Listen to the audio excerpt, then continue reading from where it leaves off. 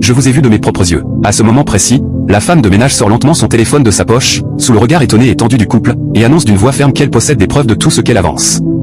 Elle explique alors que voici exactement comment tout a commencé. Ce jour-là, la femme est rentrée plus tôt que prévu à la maison, pensant être seule, et avant même de se mettre à l'aise, elle a soigneusement regardé autour d'elle, inspectant la cuisine dans tous les sens pour s'assurer que personne ne la voyait et que personne n'était présent dans la maison. Se croyant totalement hors de vue, elle s'est ensuite approchée calmement de la nourriture déjà préparée, a sorti discrètement un produit et l'a versé dans le repas, convaincue qu'aucun regard ne la surveillait, sans se douter une seule seconde que la femme de ménage se trouvait non loin de là et filmait toute la scène en silence. La femme de ménage montre alors la vidéo sur son téléphone, révélant clairement chaque geste, chaque mouvement, et le moment précis où la nourriture est empoisonnée, tandis que le mari regarde l'écran, le visage figé, le souffle coupé, et que la femme, elle, recule lentement, incapable de parler, réalisant que tout ce qu'elle niait depuis le début vient d'être exposé sous ses yeux. Le silence devient lourd, presque étouffant, la preuve étant désormais impossible à contester, et la tension atteint son point culminant dans la pièce, où la vérité éclate enfin, laissant le mari partagé entre la colère, la douleur et la trahison, pendant que la femme de ménage reste immobile, tenant toujours son téléphone, consciente que ce qu'elle vient de révéler a définitivement changé le cours de cette histoire. Face à la vidéo qui passe encore sur l'écran du téléphone, la femme sans ses forces l'abandonner, son visage se décompose complètement,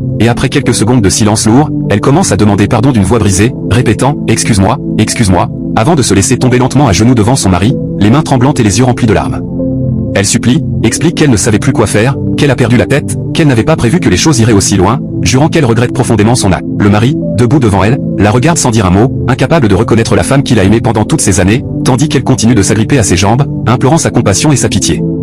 La femme de ménage, toujours en retrait, observe la scène en silence, consciente que la vérité a enfin éclaté et que plus rien ne sera jamais comme avant. La femme, à genoux, répète encore et encore qu'elle est désolée, qu'elle reconnaît tout, qu'elle demande juste une dernière chance, mais le regard du mari reste froid et distant, chargé de déception et de douleur, montrant que les excuses arrivent trop tard et que la trahison a laissé une blessure profonde. Le silence qui suit est encore plus pesant que les cris précédents, un silence rempli de regrets, de conséquences irréversibles et de décisions difficiles à venir, pendant que la femme reste à genoux, consciente que ses actes l'ont conduite à ce moment précis, où plus aucun mensonge ne peut la sauver et où la vérité a définitivement pris le dessus. Le monsieur reste debout devant elle pendant quelques secondes qui paraissent interminables, puis il prend enfin la parole d'une voix lourde et ferme, lui rappelant tout ce qu'il a fait pour elle, la confiance qu'il lui a donnée et les années qu'ils ont partagées, lui demandant comment elle a pu en arriver à un acte aussi grave sans penser aux conséquences. La femme, toujours à genoux, tente d'abord de se justifier en pleurant, affirmant qu'elle était dépassée par les problèmes, qu'elle se sentait ignorée et qu'elle n'a pas réfléchi, répétant qu'elle n'avait pas l'intention que cela aille aussi loin.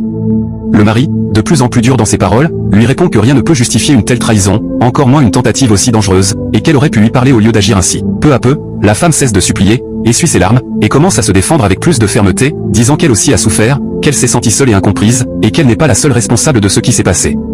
Sa voix change, son regard devient plus déterminé, et lentement, elle se relève, quittant le sol pour se tenir debout face à son mari, tentant de reprendre sa dignité malgré la gravité de la situation. Elle affirme qu'elle reconnaît son erreur mais refuse d'être traitée uniquement comme une criminelle, disant qu'elle reste sa femme et qu'elle mérite d'être entendue.